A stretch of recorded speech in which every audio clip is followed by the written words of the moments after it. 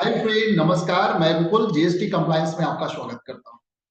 दोस्तों, 2023 year and होने वाला है, तो जीएसटी के पॉइंट ऑफ व्यू से आपको अकाउंट्स क्लोज करना है और देखना है कि सेल्स आपने प्रॉपर चढ़ाया है कि नहीं चढ़ाया है, कोई सेल्स छूटा हुआ तो नहीं है, आईटीसी अब अपने दे लिया है कि नहीं, आईटीसी को रिकंसाइल करना है बुक से, पोर्टल पोर्टल से, जीएसटी पोर्टल से एलईपी अप्लाई करना है। अगर कंपोजिशन स्कीम में जाना है तो आपको ईयर एंड से कुछ समय मिलता है, आपको उस वहां तक आपको अप्लाई कर देना है कि कोई इनवॉइस छूट गया, क्रेडिट नोट छूटा हुआ है या कोई इनवॉइस छूटा हुआ है, तो उसको फर्दर आपको एक टाइम पीरियड है ईयर एंड होने के बाद, तो वहां तक आपको उसको चढ़ा देना जीएसटी पोर्टल पे। तो ये सब बहुत से कंप्लायंसेस है, इसको हम आज यही देखते हैं, वन बाय वन देखते हैं कि क्या क्या कंप्लायंसेज है जो हमें ईयर एंड में कर लेना है 2023 में।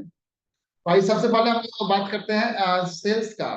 सेल्स या आउटवार्ड सप्लाईज जो है फाइनेंशियल 2022-23, तो इसके लिए रिकंसिलेशन हमें कर लेना है। टर्नओवर और टैक्स जो है, जो हमने जीएसटीआर 1 या 3 में जो रिपोर्ट किया है और उसके बुक्स ऑफ अकाउंट जो बनाया है हमने, उससे हमें रिकंसाइल कर लेना है। तो छूटा हुआ है तो हम लोग जीएसटी पोर्टल पे फिर से उसको दिखा दे, उसको डिवाइस को। फिर ईवे बिल जनरेटेड जो हुआ है फाइनेंशियल 2022-23, उसको टैक्स इनवॉइस जो जीएसटीआर 1 में रिपोर्टेड है उससे रिकंसाइल कर लेना है। इसके बाद ई इनवॉइस, आपका जो इनवॉइस रेफरेंस नंबर है उसको ईवे बिल जनरेटेड है, उसको जीएसटीआर 1 में रिपोर्टेड है कि नहीं, इसको रिकंसाइल कर लेना है। तो ये सब रिकंसिलेशन का वर्क है आपको सेल्स या आउटवर्ड सप्लाई में। इसके बाद कुछ पॉइंट जो आपको प्रॉपर्ली चेक करना है कि जीएसटी जो आपने एडवांसेस पे पेड किया है फाइनेंशियल 2023, तो वो फॉर सर्विसेज, तो वो प्रॉपर्ली एडजस्टेड हुआ है कि नहीं जीएसटीआर 1 एंड जीएसटीआर 3 में। देखिए, गुड्स के लिए नहीं लिखा हुआ है, लेकिन सर्विसेज के केस में आपको प्रॉपर्ली एडजस्टेड होना चाहिए, तो आपको उसको जीएसटीआर 1 में या 3 में वो प्रॉपर्ली एडजस्ट हुआ है कि नहीं है, इसको देखना है आपको। उसके बाद HSN and SSC service accounting code जो है, तो उसको देखना है, कोड और जीएसटी रेट जो है आपने ऑप्ट किया है उसे प्रॉपर्ली मैच है कि नहीं हो रहा है।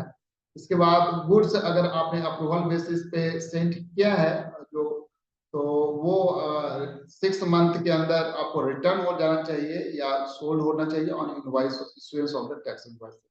तो ये कंप्लाइंसेस हमें देख लेने हैं, ये काम कर लेने हैं सेल्स या आउटवर्ड सप्लाईज में। इनपुट टैक्स क्रेडिट में ध्यान देना है कि आपका ईयरली रिकंसिलेशन आपको करना है। आईटीसी जो आपने बुक्स में जो बुक किया है और आईटीसी जो 3B में अवेल किया है, तो इसको आपको ईयरली रिकंसिलेशन कर लेना है और इसको 2A और 2B से भी आपको रिकंसाइल कर लेना है। उसके बाद आईटीसी अगर 21-22 का आपने 22-23 में आपने क्लेम किया है, 30 नवंबर तक जिसका डेट होता है, तो उसको आपने क्लेम किया है, तो उसको रिकंसाइल कर लेना है, कितना अवेल एंड यूटिलाइज किया है आपने 3B में फाइनेंशियल 22-23 में, उसको रिकंसाइल कर लेना है। बहुत इंपॉर्टेंट पॉइंट है ये। और उसके बाद जैसे इनएलिजिबल आईटीसी है, जैसे बहुत से सेक्शन 17 सेक्शन 5 में इनएलिजिबल आईटीसी का लिस्ट दिया हुआ है, तो ब्लॉक क्रेडिट या आईटीसी ऑन एग्जेम्प्ट सप्लाई या purchase made from the composition supplier, तो इसको आपको आइडेंटिफाई कर लेना है कि कौन कौन से इनएलिजिबल आईटीसी है। गलती से हमने क्लेम कर लिया है तो उसको रिवर्स कर दें। उसके बाद आपको ये चेक कर लेना है कि सप्लायर का जो पेमेंट है, जो आपका 180 दिन के अंदर पे हो जाना चाहिए, अगर नहीं पे किया है तो आपने, तो फिर आईटीसी को आपको रिवर्स करना होगा।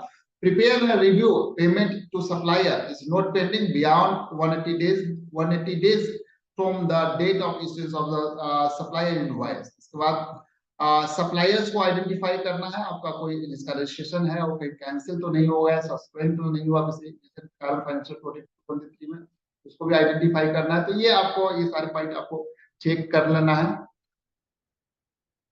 आरसीएम लायबिलिटी के पॉइंट ऑफ व्यू से आपको चेक करना ट्रांजेक्शन जो आरसीएम में कवर है, जो या तो रजिस्टर्ड सप्लायर या अनरजिस्टर्ड सप्लायर से है आपका, या फिर इसका पेमेंट आरसीएम के अंदर है as per the time of the supply provision, और जिस पर आईटीसी क्लेम नहीं किया है, पहले क्लेम नहीं किया है, तो आप उसको चेक कर लेना, क्लेम कर लीजिए। आरसीएम में आप पेमेंट करते हैं तो उसका फिर बाद में आप क्लेम करते हैं आईटीसी, उसका जीएसटी पे करते हैं तो। उसके बाद सेल्फ इनवॉइस रेज करना, अगर कोई स्पेसिफाइड गुड्स और सर्विसेज जो आरसीएम कवर है और जो रिसीव अनरजिस्टर्ड पर्सन से। उसके बाद RCM liability should be more than और equal to ITC avail under the RCM. इसको आपको चेक कर लेना है कि आरसीएम लायबिलिटी है कहीं ज्यादा तो नहीं है, जो आईटीसी अवेल किया उससे ज्यादा तो नहीं आ रहा है, तो इसको आप चेक कर लेना, अगर ज्यादा आ रहा है आपको तो आपको पे करना है। उसके बाद इंपॉर्टेंट डेडलाइंस है जिसको ध्यान देना है कि लेटर ऑफ अंडरटेकिंग, अगर आप एक्सपोर्ट करते हो गुड्स और सर्विसेज तो इस केस में आपको एलईटी फाइल करना होता है जीएसटी आरएटी 11 फॉर्म में। तो ये फाइनेंशियल ईयर 2023-24 का जो नेक्स्ट ईयर फाइनेंशियल ईयर है उसको पहले ही अप्लाई करना होता है। तो जो 1 अप्रैल 2023 से जो आप एक्सपोर्ट करने करोगे without payment of the GST, तो उस केस में आपको 31 मार्च 2023 तक एलईटी अप्लाई कर देना है।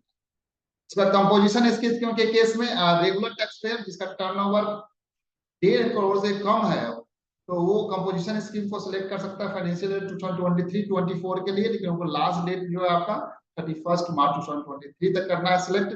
इसके बाद जीएसटी रिटर्न जो क्यूआरएमपी फाइलिंग जो है आपका क्वार्टरली रिटर्न फाइलिंग जो है, अगर आपका टर्नओवर 5 करोड़ या उससे कम है तो उस केस में आप फ्रीक्वेंसी ऑफ जीएसटी या रिटर्न जो है आपका वो क्वार्टरली आप फाइल कर सकते हैं, लेकिन उसके लिए आपको ऑप्शन सिलेक्ट करना है 30 अप्रैल 2023 है। इसके अलावा आईटीसी अगर कोई 2022-23 का कोई बचा हुआ है इसको अवेल नहीं किया है तो उसको 30 नवंबर 2023 या फिर before the date of the filing of the annual return for the financial year 2020-23 जो पहले है तो वहां तक आपको उसको अवेल कर लेना है। इसके अलावा क्रेडिट नोट्स अगर फाइनेंशियल 2022-23 का है तो इशू कर सकते हैं, लेकिन वो मैक्सिमम जो है आपका 30 नवंबर तक इशू कर सकते हैं। Date of filing annual return जो 25 दिसंबर है होता है।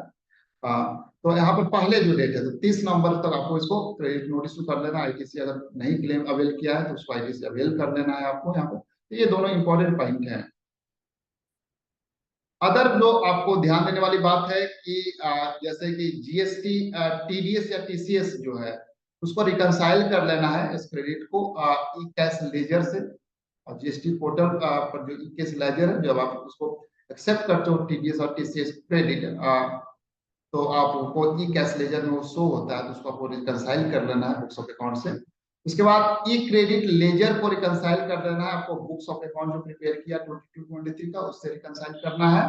उसके बाद टैक्स को चेक कर लेना है कि करेक्टली कैलकुलेट हुआ है कि नहीं और आरसीएम का पेड है कि नहीं। और import of services sitting fee paid to the director GTA security services rate cab advocate fees इसमें आरसीएम अप्लाई होता है तो आरसीएम आप चेक करना प्रॉपर्ली कैलकुलेटेड है और पेड है कि नहीं। उसके बाद follow up with the supply to furnish supplier to furnish और report transaction in their GST R1। Supplier से भी आप ये फॉलो ऑन ले लेना कि उसने कोई अगर मान लो आपने परचेज किया है तो उसको चढ़ाया है कि नहीं उसने पोर्टल पे जीएसटी R1 में, क्योंकि अगर वो नहीं है वहां पर जीएसटी अपना चढ़ाएगा अपने पोर्टल पे और टैक्सेस पर पे नहीं करेगा जीएसटी R3 में तो उस केस में आपको आईटीसी नहीं मिलेगा। तो जब वो वहां पर चढ़ाने के बाद पे करेगा तो वो मतलब वो जो है जीएसटी R2 में आपका शो भी होगा, पॉपुलेटेड नहीं होगा, उसकी बेसिस पर आप आईटीसी क्लेम कर सकते हो। तो आप प्रॉपर फॉलो ले लेना है आपको। अगर और जीएसटीआर 2A-2B को कंपाइल करना है और स्टेटस चेक करना है filing of the return of GSTR 1-3B of the supplier to know whether your supplier and tax compliant और नोट जो सप्लायर है जो टैक्स कंप्लाइंट है कि नहीं है। और note as your ITC has been totally dependent, हमारा जो आईटीसी है टोटली डिपेंडेंट ये करता है कि सप्लायर ने जीएसटी कंप्लायंसेस किया है कि नहीं है, इस पर टोटली डिपेंड करता है। अगर वो नहीं फाइल करेगा टाइमली तो हमें वो आईटीसी नहीं शो होगा, आईटीसी नहीं मिलेगा। अब एक जो इंपॉर्टेंट पॉइंट है टैक्स ऑडिट के पॉइंट ऑफ व्यू से तो clause 44 of the tax audit report उसमें आप देखेंगे रिपोर्टिंग पर्पस के लिए क्लॉज 44 में आपको दिखाना पड़ता है कि डिस्क्लोजर करना पड़ता है कि एंटिटी मतलब इसमें डिस्क्लोज करना टोटल एक्सपेंडिचर का ब्रेकडाउन रजिस्टर्ड पर्सन से नॉन रजिस्टर्ड एंटिटी से कितना है तो उसको मतलब ब्रेक डाउन करना पड़ता है। उसके बाद entity prepare working sheet prepare करना है जिससे आपको एक्सपेंसेस, इसमें आपको टोटल अमाउंट ऑफ एक्सपेंडिचर कितना इनकर किया है, expenditure for register, non register और सर्विस, गुड्स और सर्विसेज जो एग्जिम्ड कैटेगरी में है अंडर, और expenditure under the composition scheme में है यहाँ पे other registered entity and total payment to the registered entities कितना हुआ, तो इसको आपको रिकंसाइल कर लेना है, वर्किंग शीट तैयार कर लेना और उसका डिस्क्लोजर जो आपको टैक्स मिल जाएगा। तो ये इंपॉर्टेंट पॉइंट है जिसको आपको ध्यान रखना है। आपने यहाँ पे देखा सेल्स और आउटवर्ड सप्लाई में क्या क्या बातें, किन किन बातों को ध्यान रखना है, इनपुट टैक्स क्रेडिट में किन किन बातों का ध्यान रखना है, उसके बाद इंपॉर्टेंट डेडलाइंस आपको ध्यान रखना है, इसके बाद अलावा आपको टैक्स ऑडिट वगैरह पॉइंट ऑफ व्यू से भी आपको देख लेना है, प्रॉपर्ली रिकंसाइल कर लेना पोर्टल पे आपका क्रेडिट लेजर, ई कैश लेजर से आपको आरसीएम के अंदर 2A 2B से टोटल रिकंसाइल कर लेना है आपको।